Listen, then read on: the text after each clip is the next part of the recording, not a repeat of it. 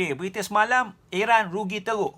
Kemudahan nuklear gas asli, dia rugi sebanyak 40% dalam aset-aset seluruh negara Iran. Saya kena masuk. Terima kasih yang baru masuk. Minta tolong follow dan share supaya klip ni tak kurang daripada 100k. Terima kasih sobat. Iaitu rugi sebanyak 40% dalam aset-aset negara dia ni. Okey, maksudnya kalau kemudahan gas tu kena musnah, lepas ni Amerika dan Israel ni akan serang lagi banyak lagi.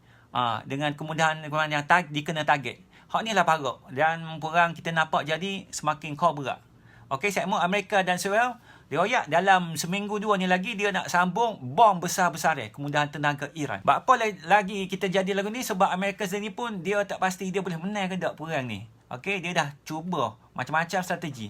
Lagi soal lagi Amerika lah ni, dia dah tahu Iran lah ni memang tetap tutup Selat Hormuz, tak bagi dia masuk. Kalau tutup lama, makanya dia ibarat kalah. Jadi mereka tak ada jalan lain, dia nak menang, dia main langgar belakang. Dia bom habis kemudahan tenaga Iran supaya Iran cepat tunduh. Iran cepat lumpuh dan terus mengaku kalah. Dan dia royak lagi, aku ni pergi bom tempat jantung kewangan demo, iaitu sumber tenaga. Jadi bila demo tak tahan, demo akan dengar aku dan buka balik Selat Hormuz dan terus mengaku kalah. Itulah dia fikir.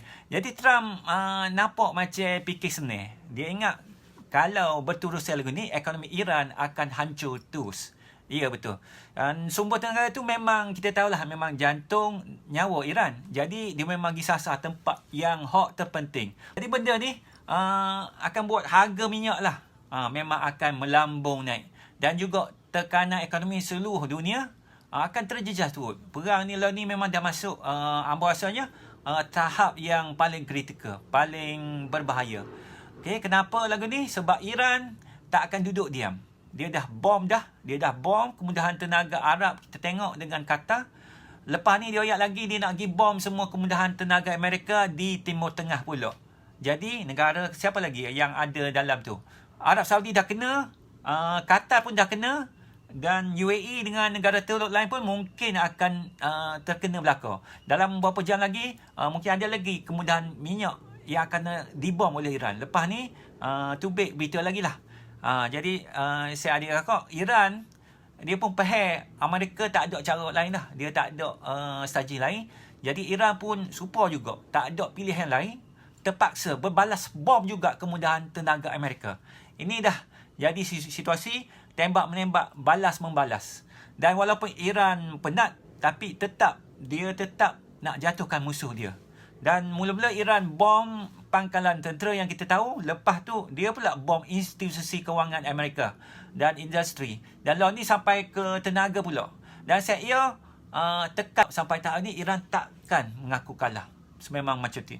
Jadi hari ni pun tak mustahil Iran akan terus serai lagi kemudahan tenaga Amerika di Timur Tengah. Dan ini boleh kira lah sebagai satu pertaruhan.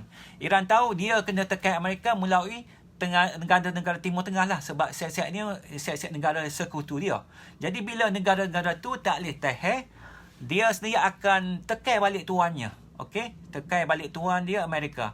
Dan Pak Arab mungkin royak, boh dah cukup dah boh. Kita ni nak hidup pun susah lah. Kalau berlalu time macam ni, payah kita ni. Jadi dengan kabar juga ramai yang kaya-kaya pun dah pindah lah dari ke negara Singapura. Dan kita nampaknya lagu ni lah, Timur Tengah lah ni memang bahaya. Kalau kemudahan minyak banyak negara dah kena bom, tambah lagi Selat Hormuz yang masih ditutup, ekonomi dunia ni akan memang yang akan terkena tekanan yang kuat sekali. Ramai yang tanya, siapa yang jadi punca sebenarnya? Jangan kita nak salahkan Iran. Kita tengok komen ramai netizen luar negara royak, minyak naik semua ni. Ini semua angkara salah negara Iran. Tapi demo tak sepikir lah. Kenapa nak salahkan Iran? Punca sebenarnya Amerika dengan Israel. Kalau dia tak serai Iran tak akan tutup Selat Hormuz. Dan kita pun tak bayar minyak hak mahal ni sampai ke hari ni. Bukan di Malaysia aja, seluruh dunia harga minyak tengah naik. Termasuk negara Amerika sendiri juga. Dan orang ni kita adalah tengok daripada negara jiran kita, mana minyak dah habis. Minyak stesen nak beli tak ada stok, habis. Dan inilah yang penting sekali. Dan bila semua negara dah jadi marah, akhir sekali sure akan kita atas ke Amerika dan seterusnya juga. Okey sahabat, stay tune untuk lebih lagi berita lanjut. Dan dengan itu kita nak ucapkan selamat Hari Raya dan maaf zahir dan batin. Okey, bye.